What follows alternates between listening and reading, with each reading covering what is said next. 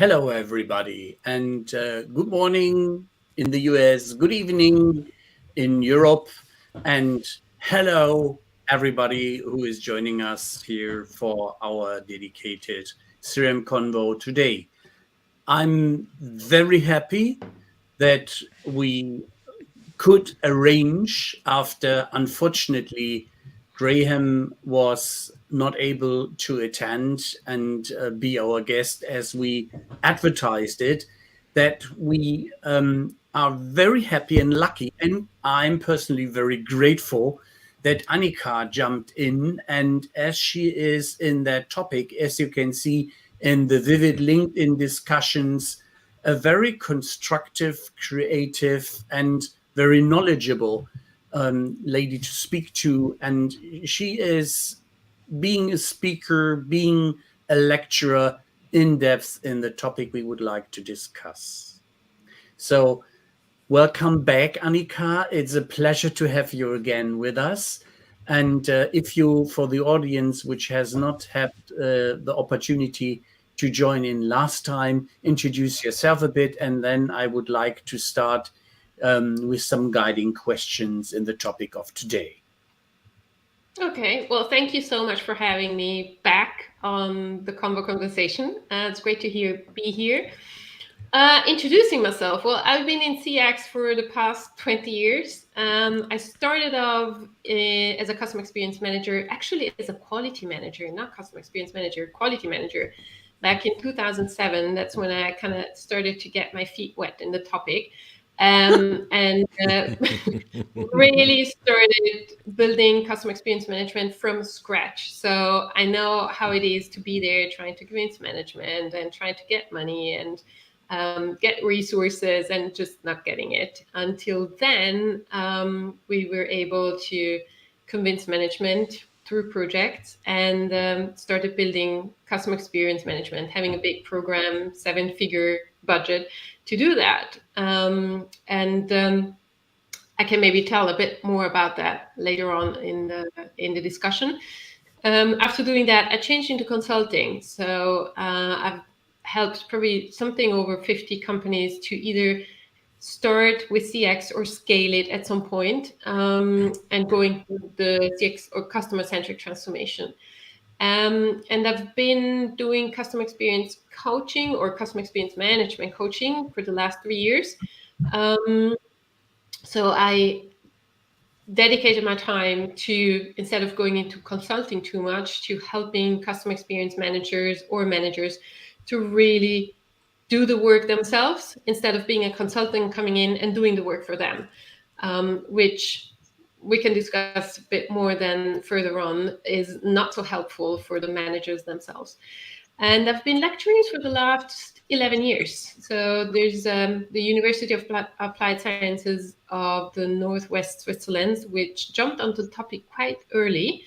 They're kind of the four runners when it comes to that. And we've been teaching managers on bachelor and MBA level for the last 11 years on the topic. And I hope that makes a difference out there in the managerial world, having managers that have a passion and just the view and understand the importance of customer experience management. So that briefly to myself. And I'm a mom and a kiter. Those are my private passions in the first place. So that's me. Kiter in sense of kite surfing or kite in the air? Yeah, kiteboarding, exactly. Yeah. Cool. Very nice. Love it. I just have to kill some noises as there are still some machines trying to communicate with me, which I had in mind that they stop this. So what are the main skills that till Ralph has killed his machines or his bugging machines? What are the main skills that a CX responsible CX manager needs? In my experience, it really depends on the phase in that. I always talk about the transformation journey, maybe to pick that up. It kind of has these 3 phases. So there's the starting phase where it typically is one or two people in a company that push the topic forward. They don't have management attention. They don't have the colleagues understanding the topic or the importance of it. So it kind of feels like rolling this square rock up a hill. This is pretty much how it feels like for them. And having been there, I know how it feels. So the skills you need there is, or what you need to learn, and you want to have the management attention, is to really learn do customer experience projects the proper way. So what a lot of them do is trying to evangelize people, management, colleagues, and it doesn't take them really anywhere unless they get really, really lucky. And that's just a few that have that. So this is really the phase where you want to learn the basics in customer experience management and experience engineering, understanding customer needs, understanding how to analyze customer journeys and personas, and not only relying on data for that. Really, being able to do the dirty work, get down in the trenches, make a difference, reshape experiences, and really change it down in the processes. That's where a lot of consultancy stop, is in a target customer journey. And that's it. They leave you with that, which is a nice drawing. It's like an architect drawing a house, but not building it. And what you need to do to make a difference is to really build it. So this is kind of phase one. You have to learn how to do the project.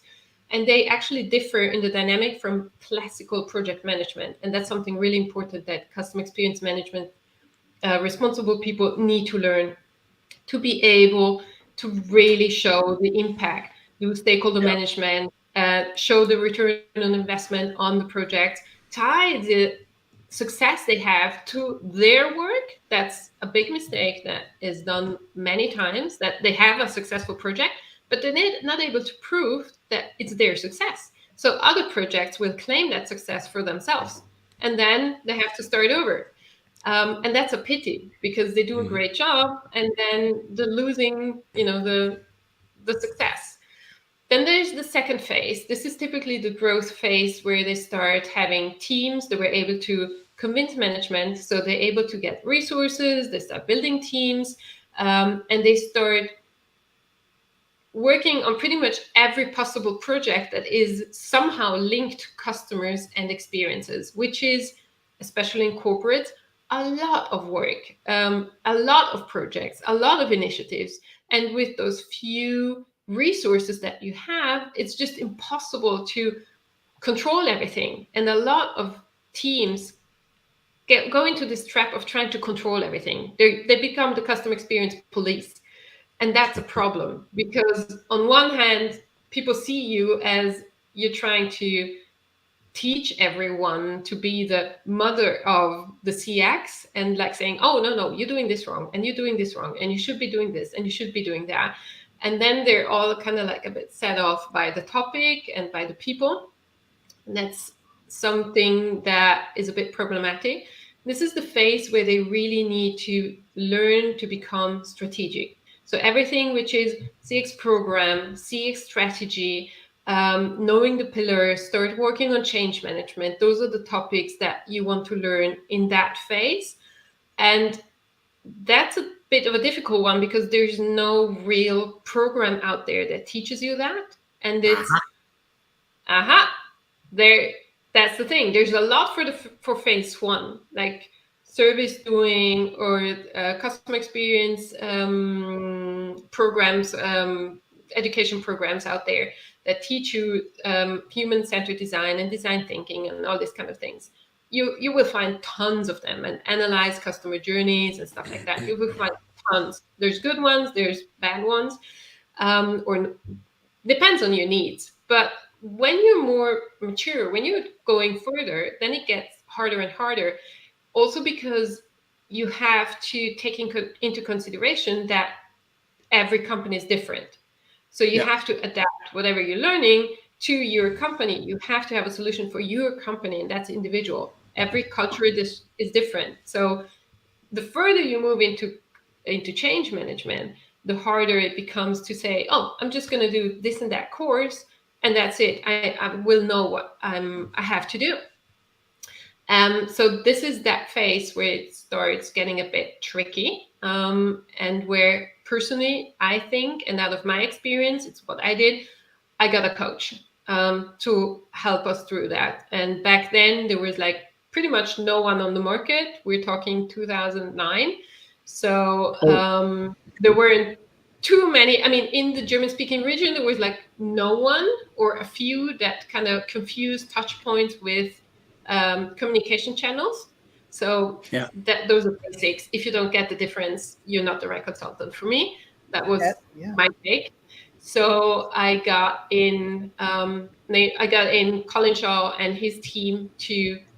They're consultants, but their job was to coach us for 1 year, and that's what they did. Gave us toolkits, showed us how to do it, and that's how we really moved that program forward in 12 months, and that worked really, really well. So that's my belief that that's probably the best way to be able to have an individual program fitting your company, your situation, with the right toolkits to move the company to the next level, because we're talking change. The third phase is the transformation phase. So this is when you bring together customer experience management as a framework, let's say, or a set of frameworks, and change management with another set of frameworks. And when you bring these two things together, then you have customer centricity. So you need to have knowledge in both fields.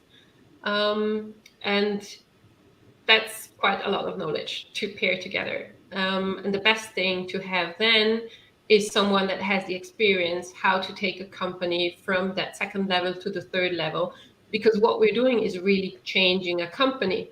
It's not learning how to do, some social media management or like hands-on stuff. It's really changing the dynamic of a company. So what you need to learn in that phase, in the third phase, is how to get that customer centricity into the entire organization, how to set up a change program, how to lead a transformation program.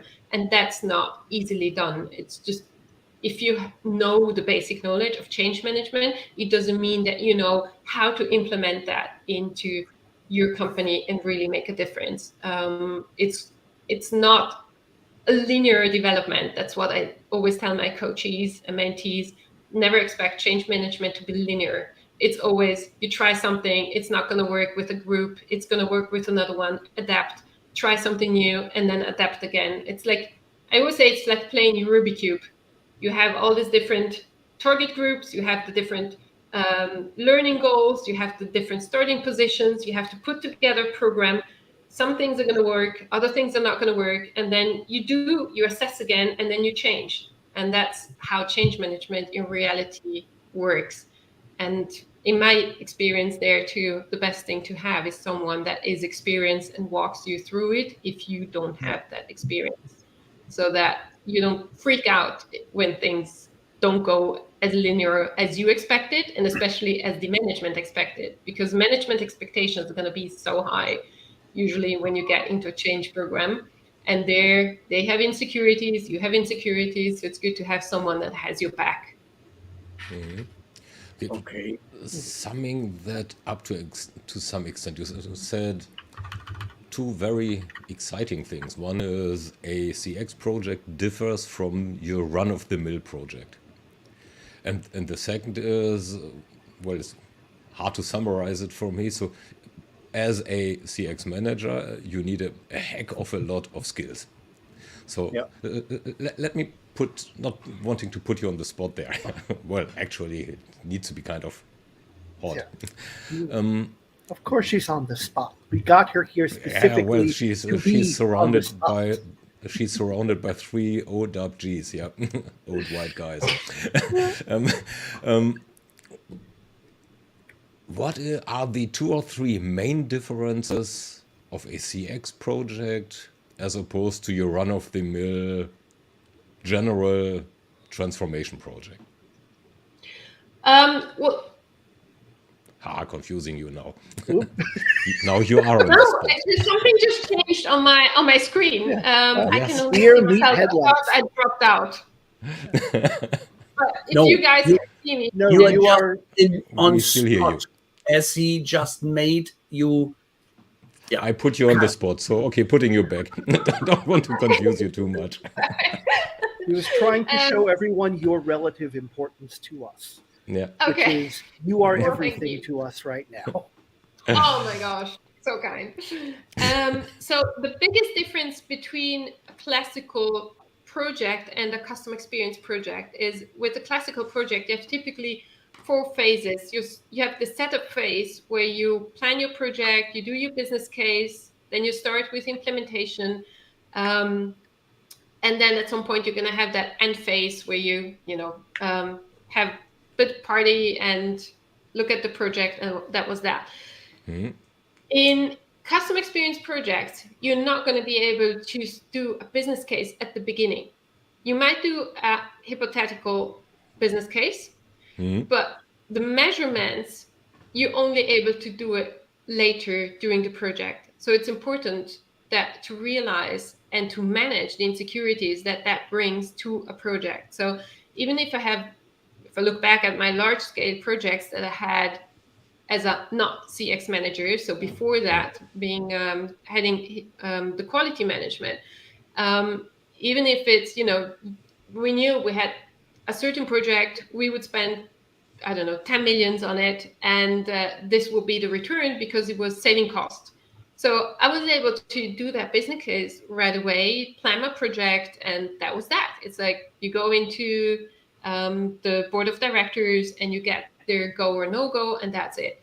And in CX projects, you just don't know how customers are going to react from the behavioral point of view to whatever you're doing. You don't have that information at the beginning of your project.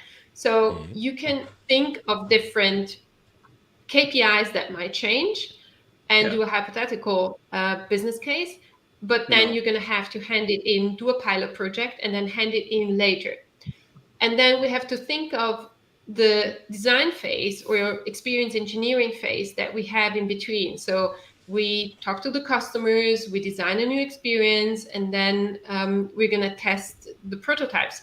That takes several weeks. If we're fast, it's going to take 2-3 weeks, maybe 6 weeks, but it's going to take some time. Managers are not used to have that delay. They have this gut feeling from experience, what they should see and hear at a certain point from projects. And that differs in CX projects. That rises insecurities because they're kind of like, in a vacuum. They don't know what's happening. And if we don't manage that as CX project managers, they're going to start to feel insecure. And that's the point where they're going to ask for the numbers and come back. But if you are proactive and you manage that, you manage your stakeholders, you do that professionally, then you can be ahead of all these problems that might come up. And if you see or look at CX projects that are being stopped, it's exactly because of these reasons, because they don't manage the 6 phases professionally, and they don't manage the stakeholders professionally. And they end up having someone stopping their projects in midair, unfortunately. Okay. Is it that they just don't understand that the customer is always going to be a variable in that situation? And normal business project, you can set your own milestones, but with a CX project, your customer does not know or care about those milestones. Of course it doesn't. I think the main difference is like management is used to have a feeling of control over a project because they get these numbers at the beginning. If we would be 100% honest and we would look at the business case at the end of the project, it would probably never fit whatever has been calculated at the beginning.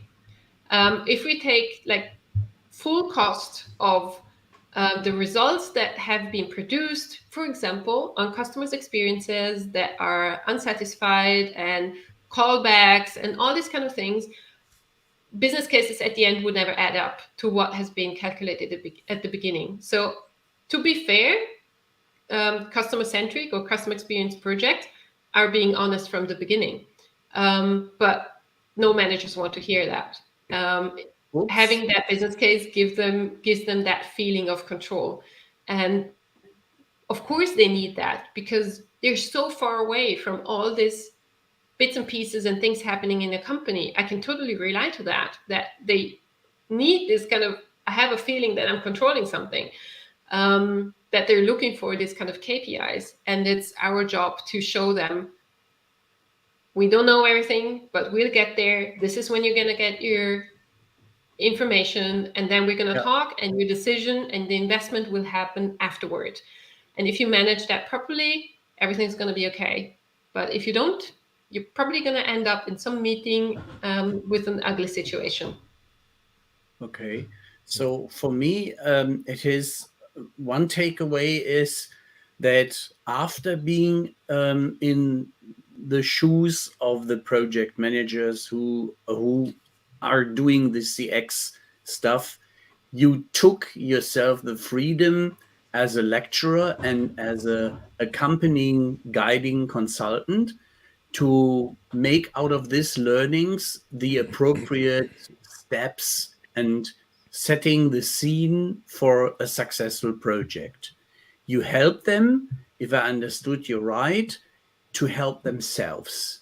Just you enable them with the right skills to survive, swim, and not drown. Yeah, to put it in a bit drama. Yeah, or put it in flying the kite, that there is still enough air under the wings so they don't have a harsh landing. Yeah. I prefer the analogy of the mountaineer, being Swiss, of course. What does a mountaineer do? A mountaineer looks, do you have the fitness to go on the Everest or the Matterhorn or whatever? And he's going to walk the way with you. He's going to give you the toolkits. He's going to make sure you have the fitness that you need. And when you've reached the summit, what does he do? He's going to take a picture of you on the summit. He's not going to stand in front of you and let you take the picture, or someone else taking the picture of the two of you or whatever, and you standing in front. And that's pretty much the same approach. It's like, if a consultant does the project, he's going to be the one in the shining spotlight. It's not going to help you for your career, right? And at the end, it's going to leave you and the company with a void, because management and colleagues are going to be used to have an expert with maybe 20 years of experience answering the questions. And if you're new in the field or fairly new, it's going to be hard to, step into that role, taking over. And I've seen that myself, stepping out of companies and then the teams taking over. And it leaves a dent into the entire dynamic, because people are like, oh, yes, Annika's gone, next topic or whatever. So this is what happens in organizations naturally if you start doing a transformation. It's like, let's see, oh, someone's gone, then we're going to move on to the next topic. No, it's not stopping. There's a team taking over. So that's why I like the analogy of the mountaineer. This is what I believe is way more sustainable and way more successful for the CX manager themselves. And I see how it works, to say, okay, you do the things, I give you the toolkits, I see that you're fit in what you need to do at this phase, without overwhelming the people, because there's so much that you could learn on CX out there. This is why there's so many programs and stuff. And I can't even keep up with all those mushrooms popping everywhere. How are newbies supposed to overlook this industry? It's just crazy. So, yeah. So in summary, the consultant is the Sherpa, yeah? Sticking to the picture, the metaphor. And all the courses and stuff you could be doing. There's so much out there. There's availability, more and more, and here and left and right. So, and certifications, and universities jumping on the topic now since a few years. So there's so much availability, I feel, compared to when I started. It was nothing. But the picture with the Sherpa is not wrong, isn't it? You as a mountaineer, you have, if you go for unknown ground, it's not only the mountaineer, but you have a guide. And Exactly. the guide, yeah, you have some helping hands which are carrying the load.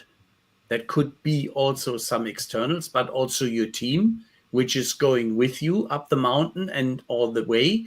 And those people which follow you on LinkedIn have quite a clue on which picture you are reflecting, because you have found an artist who draw a very lovely way up to the hill of the mountain.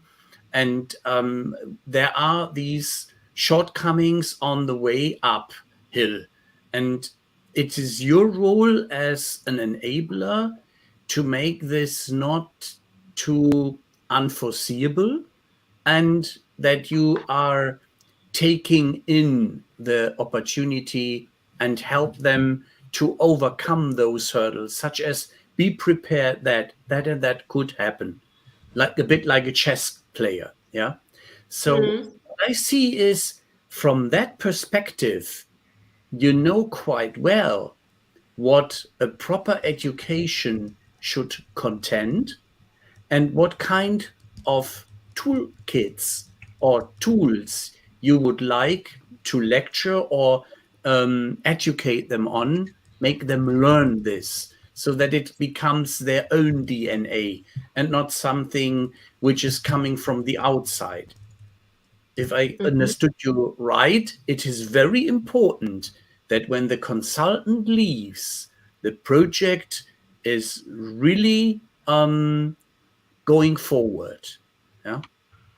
Yeah, I mean, at least if we see the consultant as the kind of architect or something, people have to know, to have a building plan. They have to know, have a roadmap, what to do next. They have to be enabled to be able to take the topic further, at least to some extent, to the next level when the next field is going to open up, like change management and stuff like that.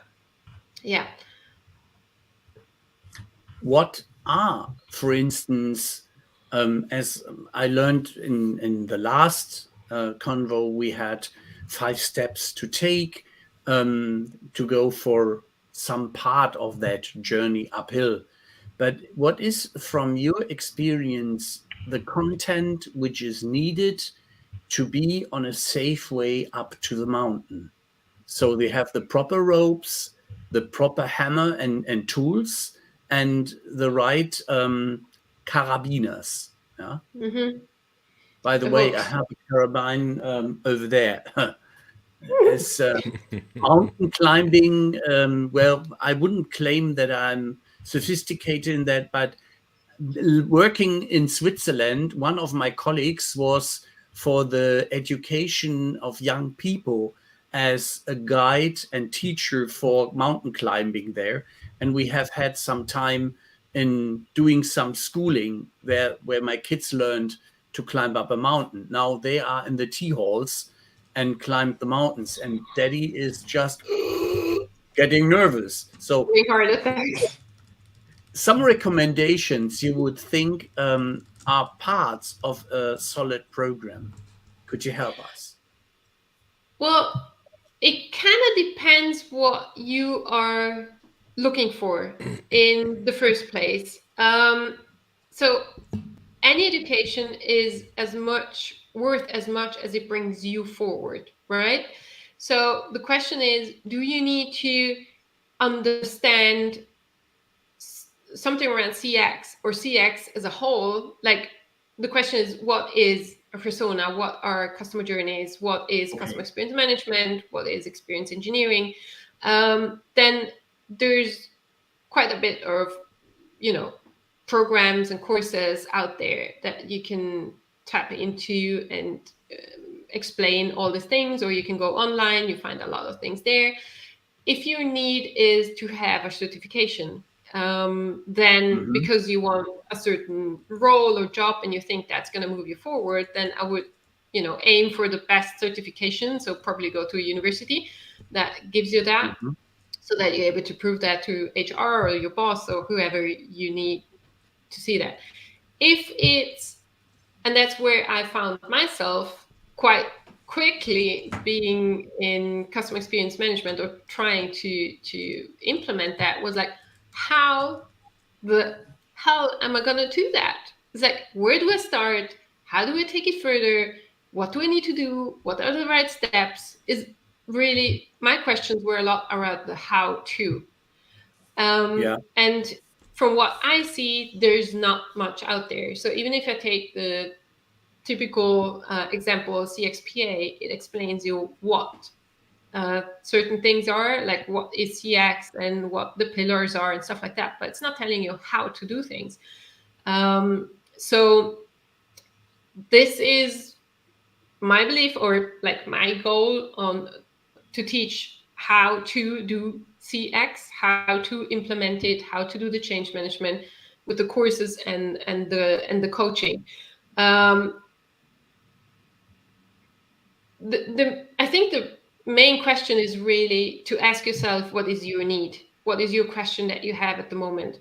And if it is what it is, then there's many courses out there. If you really need a certificate to prove something, to get further, to get a promotion, whatever, then I would go to top university programs that are, jumping on the topic. So everything is coming together. And if it is on how to, then I would recommend to look for a coach, and then get on an individual program that helps you really go from starting position to the next level as fast as possible. This is how I would divide the kind of three options that you have, right? You have the courses, the certification, and the coaches. That's about that. So as an that answers your question. Yeah. Okay. As a lecturer, as an educator, what sort of wrong ideas about customer experience have you found students bringing to the courses? Like, what sort of things have they needed to unlearn? That's an excellent question, actually. Well, most students I have not had much contact with customer experience management as such. If they did, what I see at the moment is probably two fields where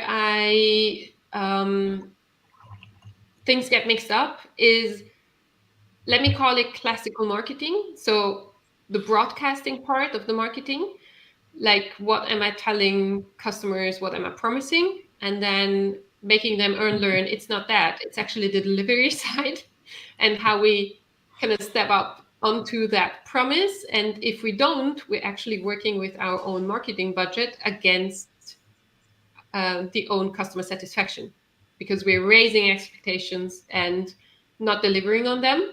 So we're actually investing in making our customers unsatisfied, which is not a smart strategy. That's usually a big epiphany for a lot of them, being also in marketing. So a lot of MBA students are around that field. And the other one is a lot around digital and data, like thinking, we're just going to take the process and digitalize it, but not questioning what is the customer's need and how do they walk through the journey, and do they even want it digital, or are they even digital? It's like this basic assumption, especially since COVID, is like everyone's digital. No, our life is mainly still, thank God, not digital. We take a train, we drive a car, we go to places. We're not locked up at home anymore. So also the approach, I'm just taking a process or product or service and then just digitalizing without even questioning, is the product or process something that customers are enjoying or needing or whatever. Just make it digital and then we succeed without questioning it. Like, take a shitty process and digitalize it. It's still a shitty process, just digital. Great, awesome. Progress. And to make it a better experience. 100 points. So yeah, Ralph that often is says, go digital some or discussion die. and some laughs. Please, Thomas, repeat Yeah, your well, comment. It's, can I die digitally then?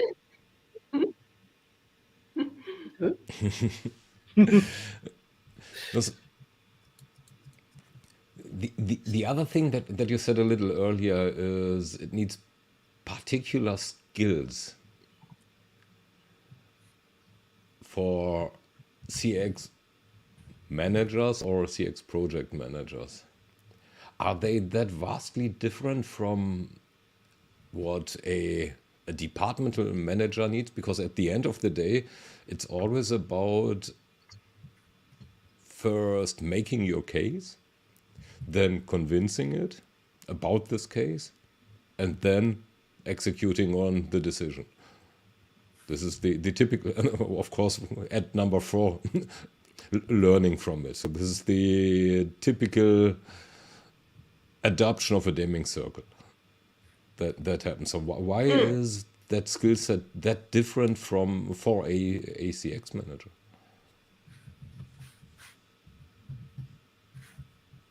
I'm just thinking Hot if seat. it is different. If I take the demo, I mean, quality management and customer experience management are super close together. Yeah, A lot both of hate it. CX managers, like myself, transition from one to the other.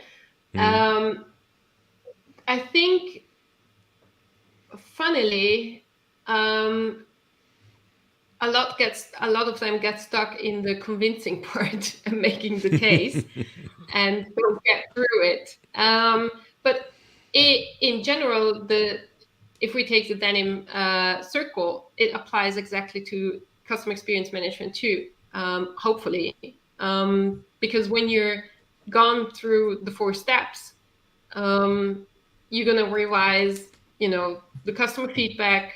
Are they still happy with what you're doing? And if not, you're going to adapt again and restart the circle. So in the basic, but I mean, that circle applies to pretty much everything, right? It's quite generic as a setting. So no, I wouldn't say that it differs completely from the skills from others. I just think, unluckily, that, or unfortunately, and I don't really know why, to be honest, is why do we have to evangelize management so often and tell them how important customer experience is compared to take quality management? They get it right away, or pretty much right away. When the topic came up, ISO and everything, it's not that big of a struggle compared to CX. And if I get questions from top management when I'm with my coachings and stuff, then they're like, is it really worth to invest in the customer? I'm like, have you listened to your question? Like, really? God. Oh my. Like, where is the money coming from? I Customer totally should agree. invest We have into to our make the products. case and have. Sorry, what did you say? The customer should invest into our products, not we into the customer. Like, what's wrong, like, from the mindset? And I don't understand CX managers being frustrated when they get this kind of questions. It's like, would any manager ever ask, is it worth to invest in quality? I never had that question, but I did have the customer question.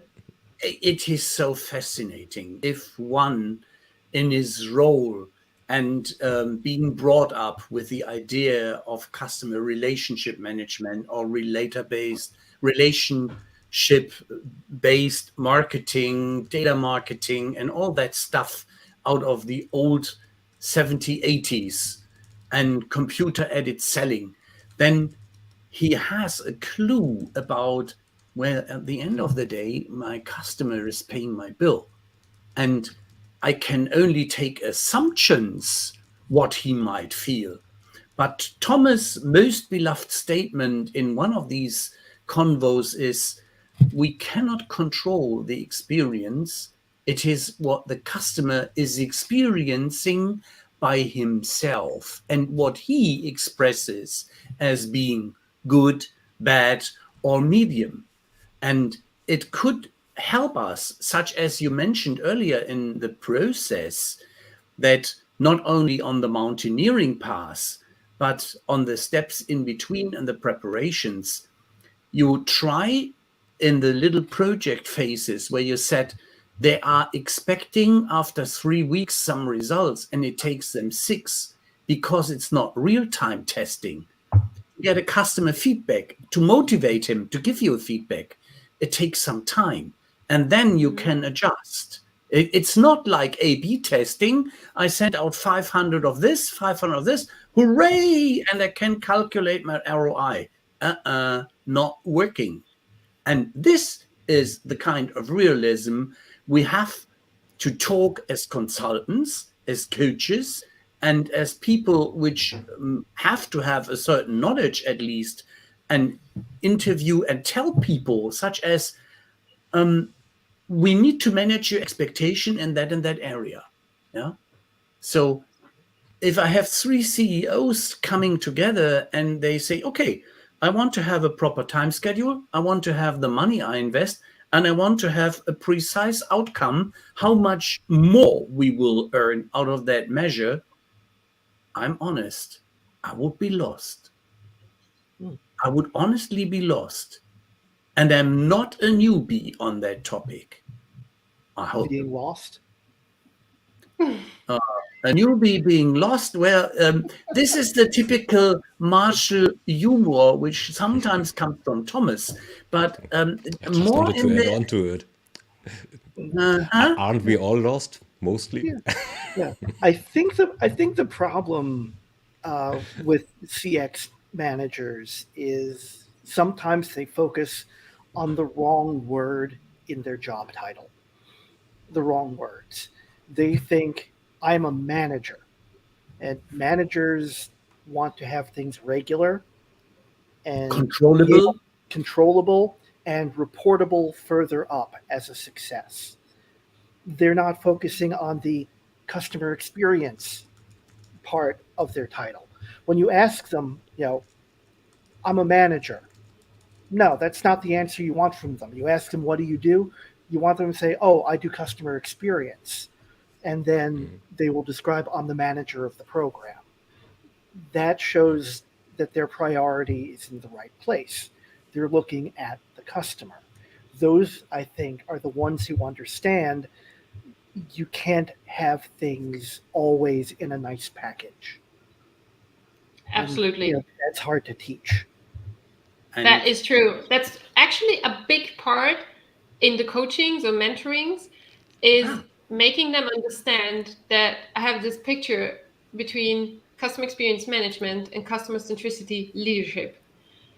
Customer experience manager is like if you have this gear and you try to move all the pieces in that gearbox, you try to control everything that is moving. And so you focus on every detail, trying to chase after every little movement and stay on top of everything. And that's just not going to work. That's not how you're going to manage the customer's experiences. And as you say correctly, Thomas, you never will, because the customer brings his own experiences with him, and that has an impact in the entire way he experiences a company.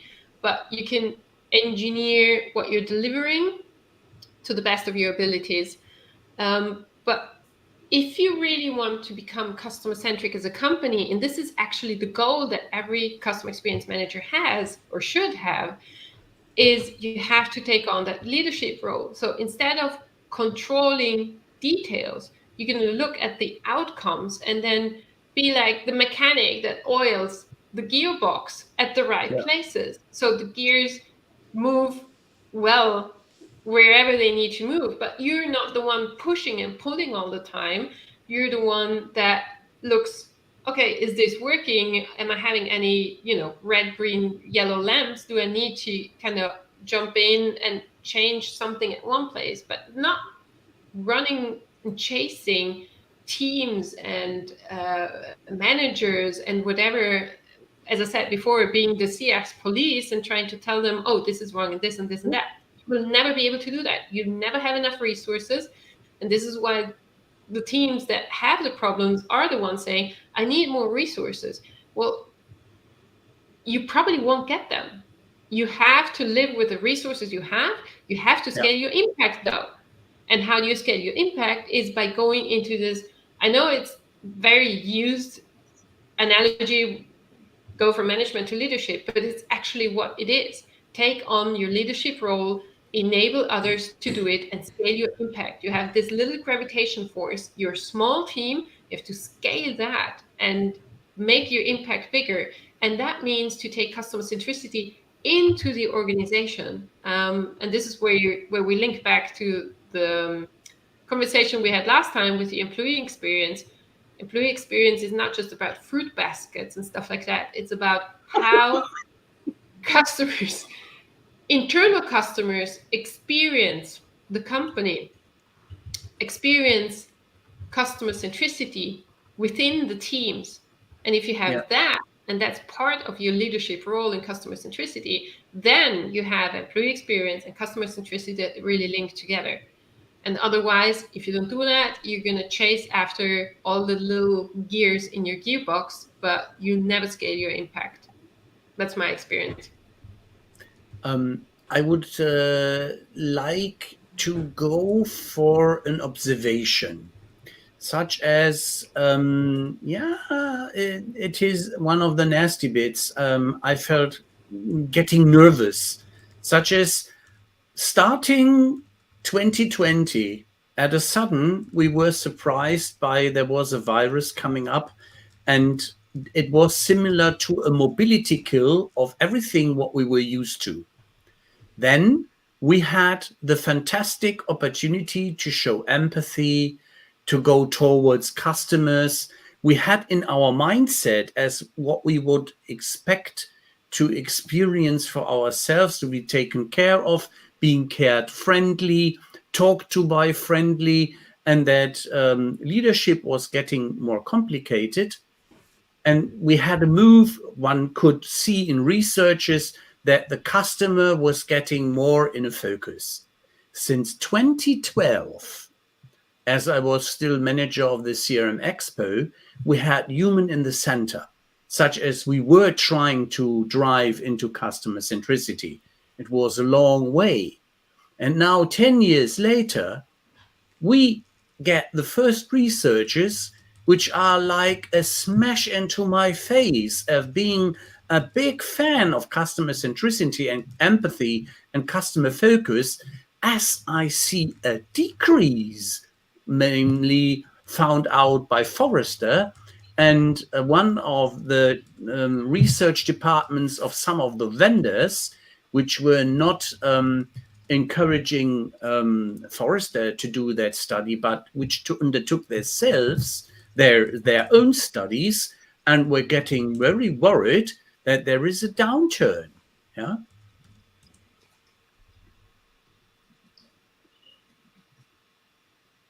What is your observation before I leave you speechless?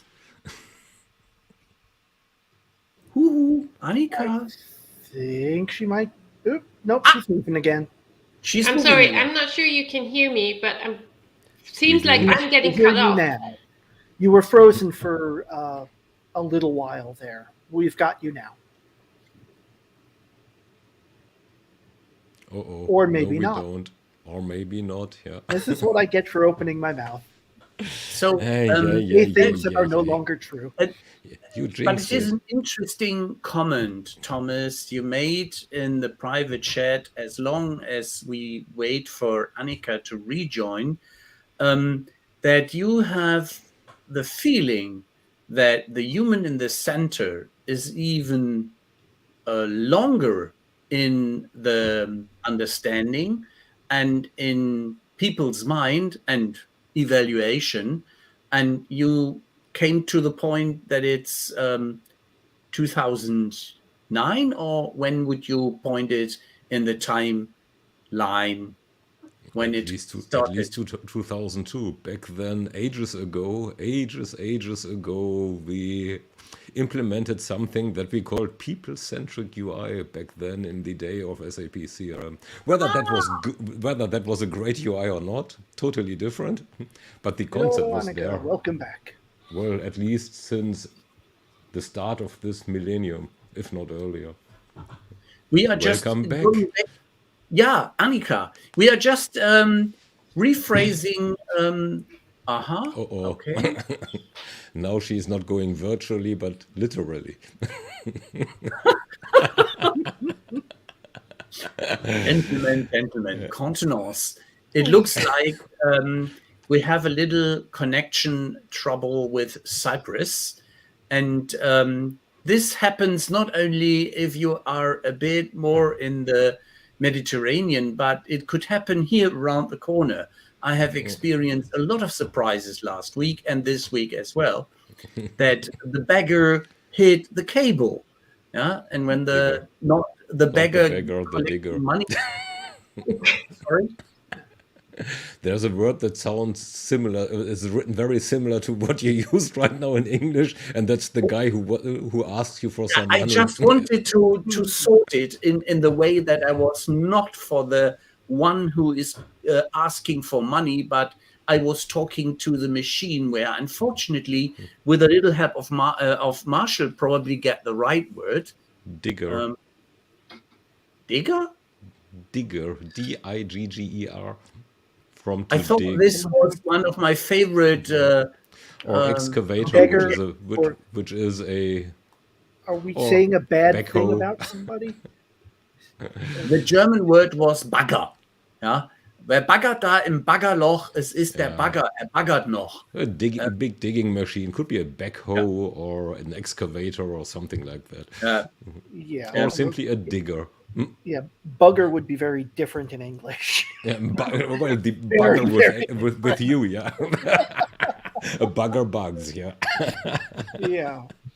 Well, the question is, UI people-centric is a cool one, but is it already at the point that from there on, how much have human beings been going for the center of interest, and especially from the customer perspective, when have customer had the feeling that they are taken serious, that they are taken as being important, and that people are appreciating their input and what will be going there, such as what is your experience, expectation, and assumption from writing, for instance, in that destination CRM, which I still had at paper copies 20 years ago, regularly, as a subscription. Well, 20 years ago, I wasn't even there yet. But 15 years ago, this is a topic that, it has been with us longer than the name, I think, has been. There's something that I wanted to talk about before related to that is, we're talking about, customer experience or CX as this thing we've been doing for a while. To my memory, nobody used CX or customer experience as a phrase, as a term, until around 2007. Mm-hmm. So, the things that we do in business don't necessarily reflect the names that we call them. So when we talk about UI, user-centric UI, or what was the phrase again? I've already lost track. People-centric UI. Mm-hmm. Yeah, well, it's a human-to-human business, and people-to-people is one of the trends. So Thomas is right.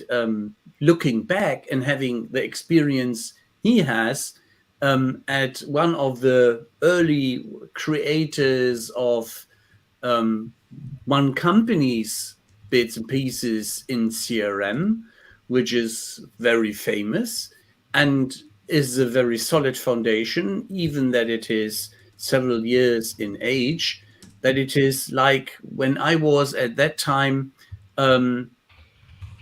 with an Austrian company.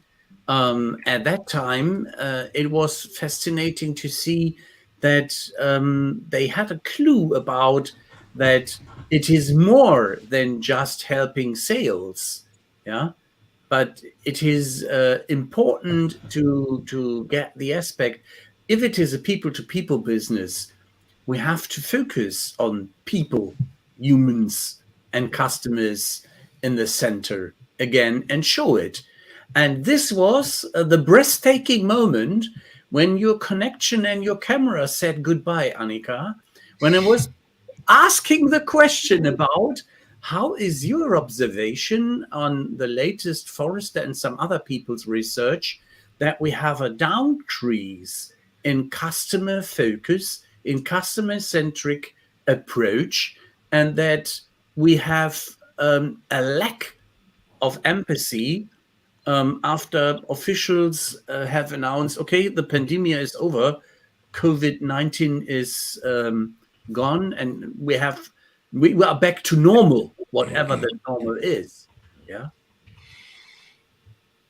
Well, what I experience and feel is, but just, my 2 cents, customer centricity or customer experience on one hand is still kind of a bit of a luxury investment. That's how it's seen for many managers, not understanding and not getting shown what it brings to the company. So if CX teams are not making impact, yeah, they will probably have some rough times ahead. Definitely, I believe that, especially looking at the economy. Top management is going to rethink all investment. And where do they rethink first is everything which is quick cash out is going to get stopped unless you can show that it's having some sort of impact. And of course, it's a lot easier to show impact on the cost side. So if one of the main KPIs is cost ratio, which is looked at. So it's cost to revenue. And the problem is that somehow management is always focused on that one KPI, cost, which does make sense, of course, because you don't want to go, typically corporates, they don't manage their cost 100% well. So they go ballistic at some point and then they try to take them down again. And then it's like, okay, we're there. And now we can go back to normal and then get back down again. So we know we might have a recession coming. So we're going to try to get our costs down. And how do we do that is whatever is cash out, we're going to try to stop it, to get the cost down. But we're going to do projects that are going to help us to decrease the costs. So typically maybe any digitalization is potentially a good project because it might affect positively the costs, because we're going to just put some processes online instead of having people doing the work. That's one part. And then not understanding what impact it has on the revenue side. And I think investment might go down next year in customer experience, could be true. But I think, especially if there is a recession coming, the fight for customers and for the money that is spent by customers, they're going to be a lot more selective in how they spend money. Is where do I get what I really need and who fits what I really need, what my needs are. So those companies like that. So those companies that are going to invest in that, understanding the changing needs again, they're going to be the ones winning. They're going to make the race, in my opinion. So we'll see who's up to it. So I wouldn't get too worried. But if you feel like you're not making impact as a CX team, do it now. Yeah. This is a very important one.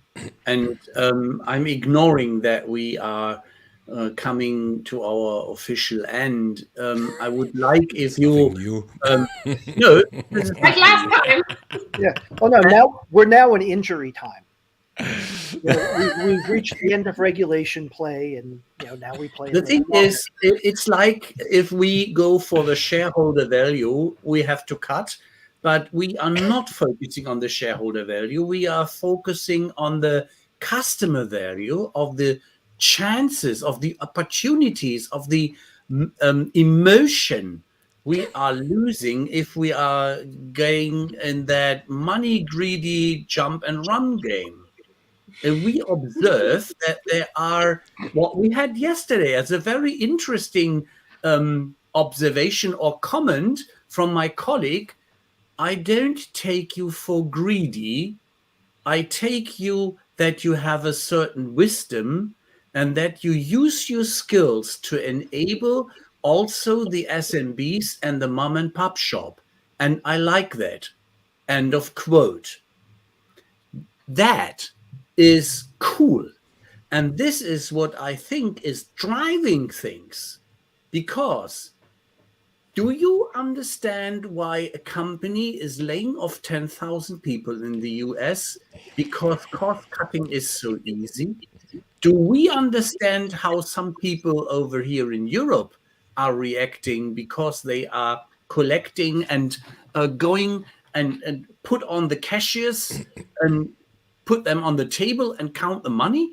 And are they not jumping too short? I think they jump too short. They need to make the difference in what they deliver.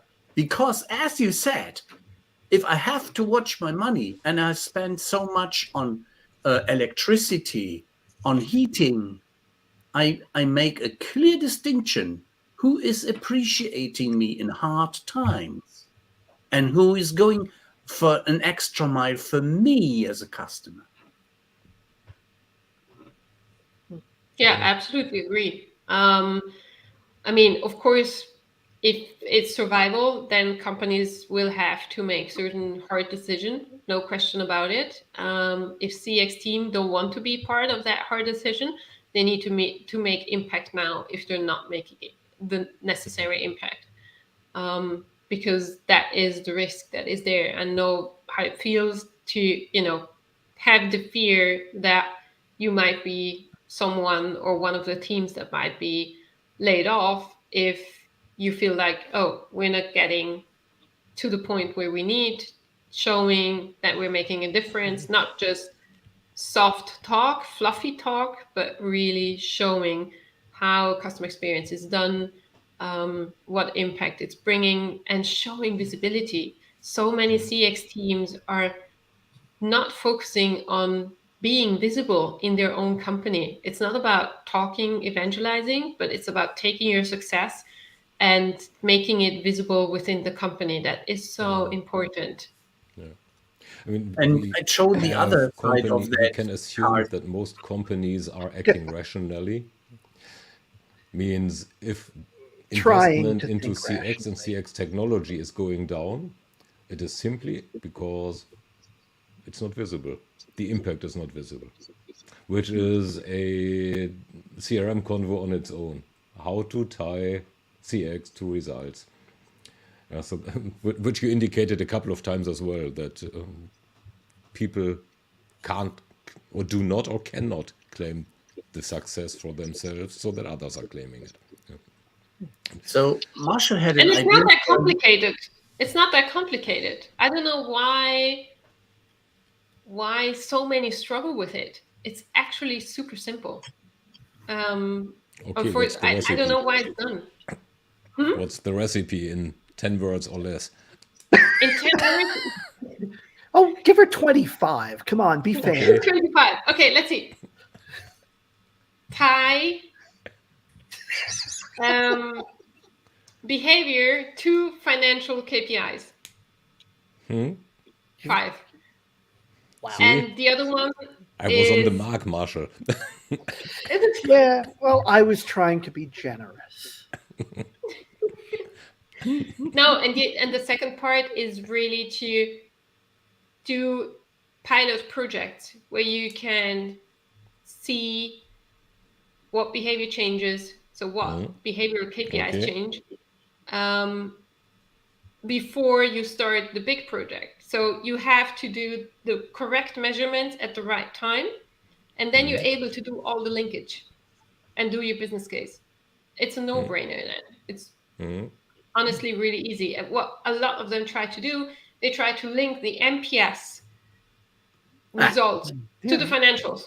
You're not gonna get there because you don't have enough historical data to be able to link that, and you have too many variables to be able to do that. It would be potentially, looking at it statistically, a structure model that you need to use with what is it called in English?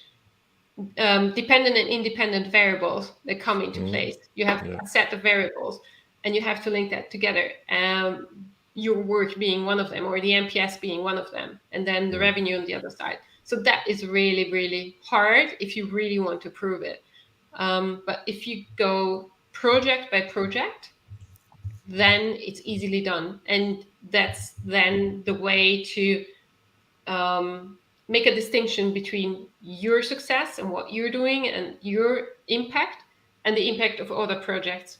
Because I can guarantee you, whenever you have success and you can prove it's your success, someone else would claim it, because it's just so many potential other projects that were working on it. I mean, when I was in the insurance group, we had a project portfolio of several hundred projects going on. Of course, others might have had an impact on what we were doing. So we had to clearly show with zero measurements and follow measurements and comparison measurements that it is our work that has made the difference. I'd like to remind you that we had the subtitle 5 Strategies for CX Projects to Achieve Impact and Visibility. This was our first talk, CX Journey and More. And that is definitely applauding hands and not a taco, even that I'm getting hungry. So Marshall, you're way too much into Tex-Mex food. Yeah, I believe that my friend Marshall is having a cool idea for a wrap-up question. Yeah. So well, please. Go for it. I think that what we were just talking about leads very naturally into something we had planned as a wrap-up question. And it's something that has been being asked since CX became a topic. And that is, I almost hate to ask it because it's so common. Who owns CX in a company? My gosh. You know that one, right? And I mean, honestly, does any particular department, does any particular individual own it? Yes, each and every one. Each and every one. If you do your leadership or customer centricity leadership correctly, then everyone in a company will own it. And as long as it's not that way, there's still work to do. Hallelujah and amen. Then your project is going off like that rocket, and not into my eye, but in the right direction. Yeah. Into the sky. But then it would be the applause. You really like your signs. I'm so grateful to have them. Those have been perfect, famous last words, right? I'll take it. Thank you so much for jumping in for Graham, and a friendly waving to Graham and his friend who is hospitalized, and that he's taking care of empathic, as we know him, about friends and family and what is to be taken care of. Thanks for Winfried, who was encouraging me not to give up. And then said, yeah, I jump in a bit, but probably not. I'm too tired. And unfortunately, it was an exhausting day, but he gave me the confidence to try and try and try again. And I have been a pain in the neck with all the different numbers chasing you on your business phone, Annika. And I apologize that I was being taken wrongly as a bad guy in the first attempt. Now we are safe and sound, and I appreciate to have you back for next CRM Convo to a better planned time schedule where we can go for a topic you would love to address as you are writing a book. And we would like to hear a bit more about what you are writing about and a bit details, such as an idea to make the visibility and the impact work. I would like to hear that too. You are not a replacement guest to us. No. Thank you for stepping in this time, but you deserve your own spotlight again, and that will happen. Happy to help out. Thanks for having me. It was a great conversation, and I hope it helped people to see a bit through the entire educational jungle we're having out there, but it's probably not going to get any better. Education is transforming in general, being probably very, very different in 10 or 20 years' time. It's going to be very interesting. And we're happy that you helped us in that educational mission. Thank you very, very much again. Very welcome. Thank you. Thanks. And bye to the audience. We go backstage. Bye.